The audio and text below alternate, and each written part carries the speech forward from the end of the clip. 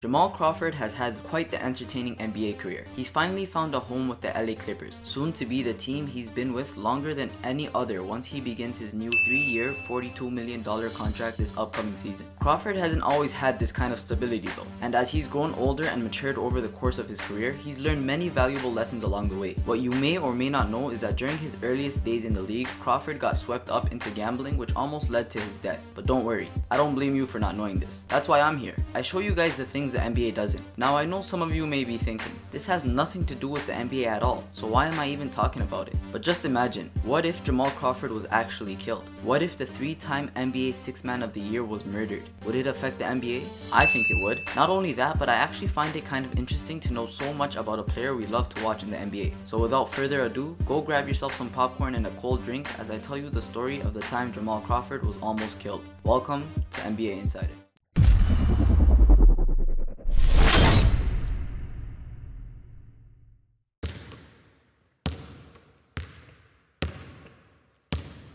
Jamal Crawford has had and still is having a long and enjoyable career in the NBA. Many fans know him as the Los Angeles Clippers star sixth man and the man with one of the most lethal crossovers. However, what we don't know is the struggles he has faced to get to where he is now. Jamal Crawford has been through a lot in his 16-year NBA career. One example goes back to his rookie days when he used to play for the Chicago Bulls. This was long before he became a 3-time NBA Sixth Man of the Year. He once bet so much money in a game of craps betting with Michael Jordan and other professional gamblers that he received death threats for money he owed, like legit death threats. When you woke up today, you might not have been expecting to watch a video showing that Crawford used to gamble with Michael Jordan and that he once received death threats, but now you know. Here's a more in-depth look in how it happened. In the 2000 NBA draft, the Cleveland Cavaliers selected Jamal Crawford as the 8th pick in the first round and immediately traded him to the Chicago Bulls, the team Michael Jordan, his childhood idol, made world famous in the 1990s. During the summer of 2001, while Michael Jordan was thinking of returning to the league to possibly play for the Bulls, Jordan had asked Jamal Crawford to be his teammate for pickup games at the Hoops the Gym,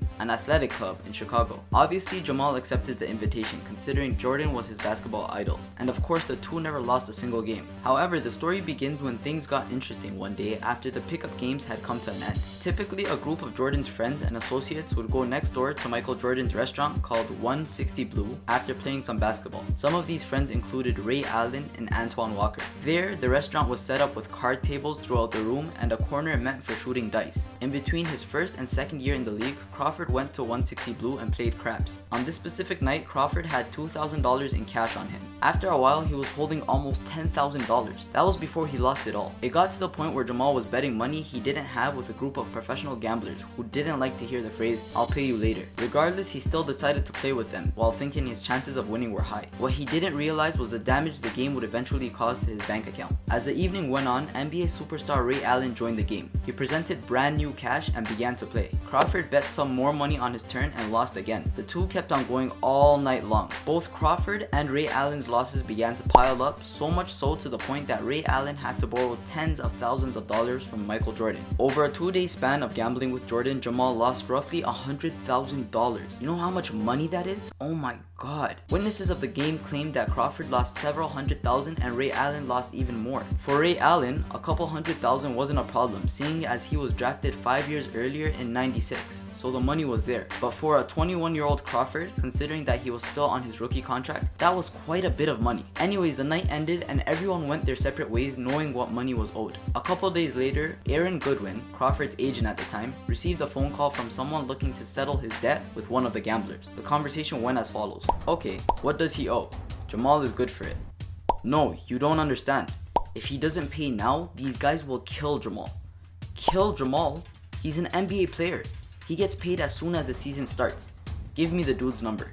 Crawford's agent, fearing for the star's life, was able to work out a payment plan with the gambler. He resolved the situation so no more threats were delivered, literally saving Jamal's life. Even though Crawford didn't end up being murdered, it definitely put enough fear into him to force him into changing his ways. 15 years later, Crawford says he has never shot dice or gambled outside a legitimate casino since that night. A lot of growth has happened since that day, both in terms of Crawford's ability as a player to his decision making off the court as a professional. One that's a little more careful with money at that. He emphasized that learning from mistakes and making the correct decisions has been important for him over the years. Jamal Crawford swore he didn't lose that kind of money and said he never heard the story about his life being threatened, but he doesn't deny getting in way over his head, which led to a humiliating moment. Also, rather than losing $100,000, Crawford still suffered a heavy financial loss, giving away his new 2001 Mercedes-Benz S-Class 430. At the time, that was the car that everyone wanted. Before he handed over the keys, he opened the trunk of the car and took out his basketball. To this day, many people blame Michael Jordan for the near-death experience of Jamal, but even he himself claimed full responsibility, knowing that at the end of the day, he made the decisions. Imagine if I was older and had a lot more money.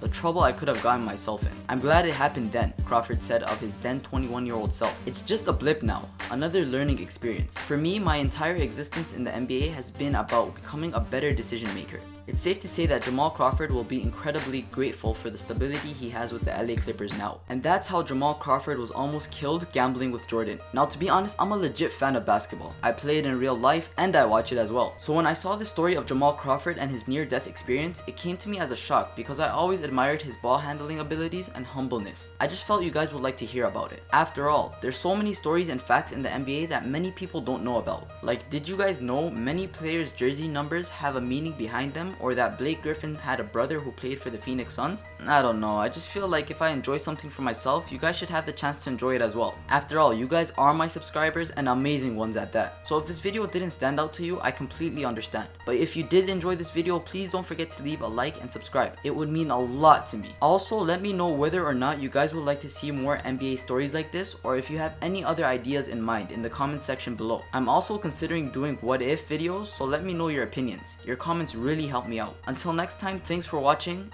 NBA Insider.